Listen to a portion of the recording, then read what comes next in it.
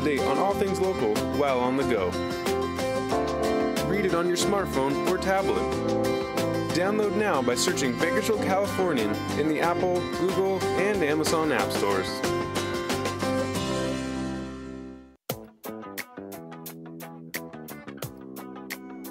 This is Strictly Business, presented by the Greater Bakersfield Chamber.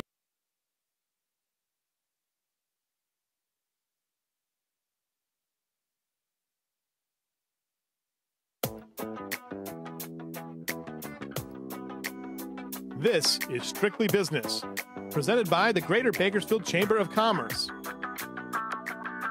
Sponsored in part by the law offices of Young Wooldridge, San Joaquin Community Hospital. And good morning, and welcome to Strictly Business for Monday, February the 23rd, 2015. I'm Nathan Ollie, Manager of Government Affairs for the Greater Bakersfield Chamber of Commerce.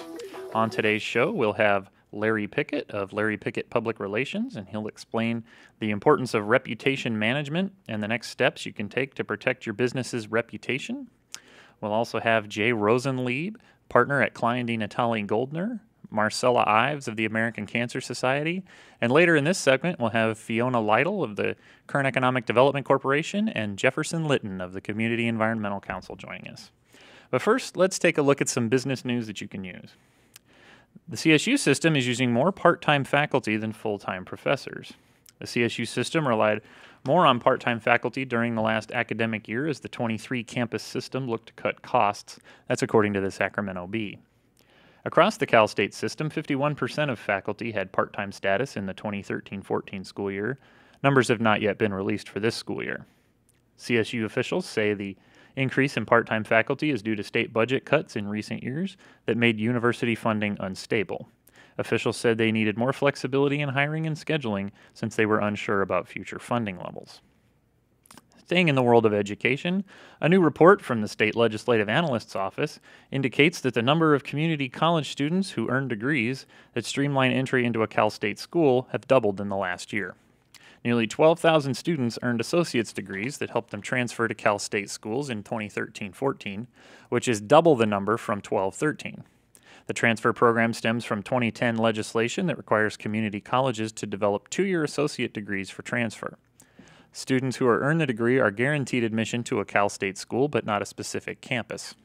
The students' bachelor's degrees can be completed with an additional 2 years or 120 units total of coursework. California has one of the largest shares of high-tech workers in the country. It's a group that includes highly skilled software designers, architects, medical equipment manufacturers, and web developers. That's a new analysis by the Brookings Institute. The report found that the San Francisco, San Jose, and San Diego metro areas had some of the largest shares of high-tech workers in the country, all ranking in the top 10 of the largest 100 U.S. metro areas. California ranks 7th among all states for the concentration of advanced industry jobs. In other state news, California is considering new drought restrictions. As the state heads into its 4th year of extreme drought, the State Water Resources Control Board is looking into ways to cut down on water usage. Last year, the board enacted emergency regulations that allowed agencies to fine people who were caught wasting water up to $500 a day. Some other ideas include requiring guests to ask for water at restaurants and asking hotels not to provide fresh sheets and towels to guests daily. The board could consider extending these restrictions next month. In other conservation news, a study finds that low-carbon gas fuels are a new option for meeting California's greenhouse gas reduction goals. A new study by an energy environmental economics consulting firm found that low-carbon fuels are a viable option to help California meet its greenhouse gas reduction goals and can also help the state achieve pollution emission reduction targets. Low-carbon gas fuels such as biogas, hydrogen, and renewable synthetic gases produce a net zero or very low greenhouse gas impact on the climate. The report examined the potential role of low-carbon gas fuels in the existing gas pipeline infrastructure could help California meet long-term goals. The study concluded that using low-carbon gases could help meet the state's greenhouse gas reduction goals and may be easier and less costly to implement.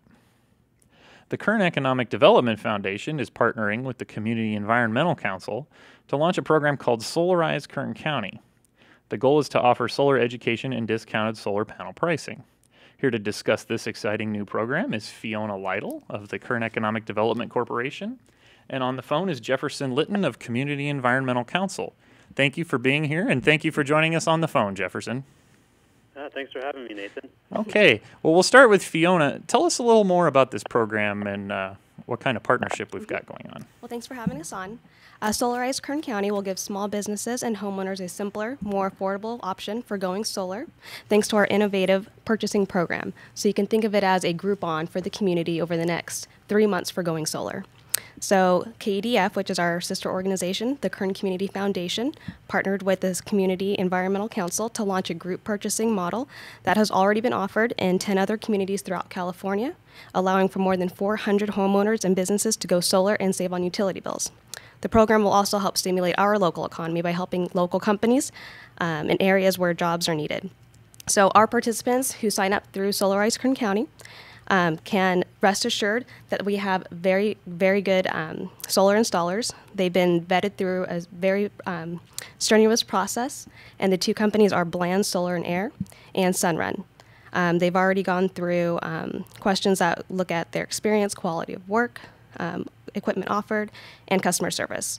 And they both offer a fixed discounted price for solar installations for small businesses and homeowners that go through May 16th. Okay, great. Jefferson, tell us, if you could, who can qualify for this offer? Yeah, so this program is available to any homeowner or small business within Kern County. I mean, basically the only qualifications are that you would own your home or own the building that your business is in, and that you're located in Kern County. And so basically for anybody in that group, we invite them to come to one of our workshops where we explain the benefits of solar, how it can help you save money, explain the different financing options. So really a lot of people aren't aware that solar can actually help them save right now, and there's ways that they can afford to go solar. So what we try to do through the Solarize Kern County program is just provide that education and then provide a simple, streamlined process by which these homeowners and businesses can get that discounted price to go solar. Great, great. And talk a little bit more, if you would, please, about some of the types of potential savings that this program could offer. Yeah, so basically we compared our Solarize pricing for our past pricing to a state database of solar prices, and on average our price is between 10 and 20% cheaper than the average to date. Okay. So the companies are offering that discount because, one, they hope to do a little bit more volume through the program, and two, through this program we're doing the education and the outreach for the companies so that they can save those advertising dollars and pass that savings on to the consumer.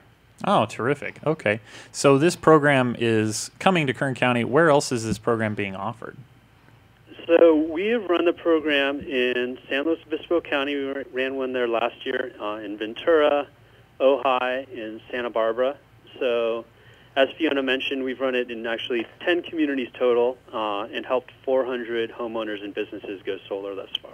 Wow, outstanding. Okay. And then how long, again, will the program be offered here locally? Yeah, so the program launched last week, and it's available to anybody that signs up through May 16th. Okay. Our two partners have agreed to offer the discounted price to anybody through that date. Outstanding. So about a 90-day window. Okay, great. Fiona, I understand you've got some workshops that are going to more fully explain the program to folks that might be interested. Can you tell us a little bit more about that? So if you're still on the fence and you're not sure if solar is right for you, and you have questions about the technologies, financing options, state incentives, or just about the Solarize Kern County program here, we have 3 workshops that you can choose from right now. The first 2 will be this week at Cal State University Bakersfield. It's Wednesday, February 25th. And the first workshop is 11:30 to 1 p.m. Lunch is included. And the second one, again on Wednesday, February 25th, is 6 p.m. to 7:30 p.m., again at CSUB. And both will be in this December Leadership Development Conference Room in 402. And the third one will be in March on the 11th at the Kern Community College District at the Wheel Institute from 11 to 12:30. I know that's a lot to write down, so if you need to visit our website, please do. You can go to either our foundation website, which is KEDF.org, or you can go to our corporation website, which is KEDC.org. KEDC.com. Okay, and just real quick while we're on the subject, and Jefferson, maybe we'll start with you. What would you say to a person that's maybe on the fence about, do I really want to do the solar panels? Is it really a cost-effective benefit? What would you say to folks like that, really looking to get involved in the solar program? Yeah, so I would encourage them to come to one of the workshops or to give me a call. I mean, basically, the cost of panels have dropped dramatically over the past 7 years, so that it's become a lot more accessible and a lot more affordable. I would say that, looking into solar, it's not an actual commitment, but when you see a proposal, they lay out all the numbers for you. So they're going to show you how much electricity you're saving, how much money you're saving each year, how quickly you could pay off your system. With the price of panels right now, we're seeing people pay off their investment in 5 years. Oh, wow. And the panels are guaranteed to last 25 years, and will probably last another 5 or 10 beyond that. So basically, once you paid your system off, you're getting 25 years of free electricity, which is pretty nice. And in addition to the cost savings, are you expecting tax incentives, things like that? Are those still available?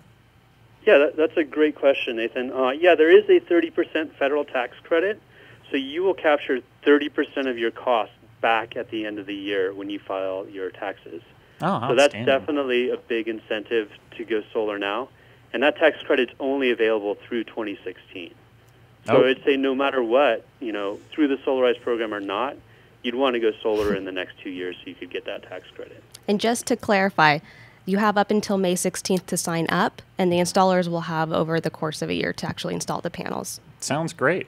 Well, we appreciate Jefferson Lytle on the phone with us and Fiona Lytle of KEDC here in studio to talk a little bit about this program. Once again, Wednesday, February 25th at CSUB, or Wednesday, March 11th at the Weil Institute downtown. So thank you very much for joining us. We'll be right back after this with more Strictly Business.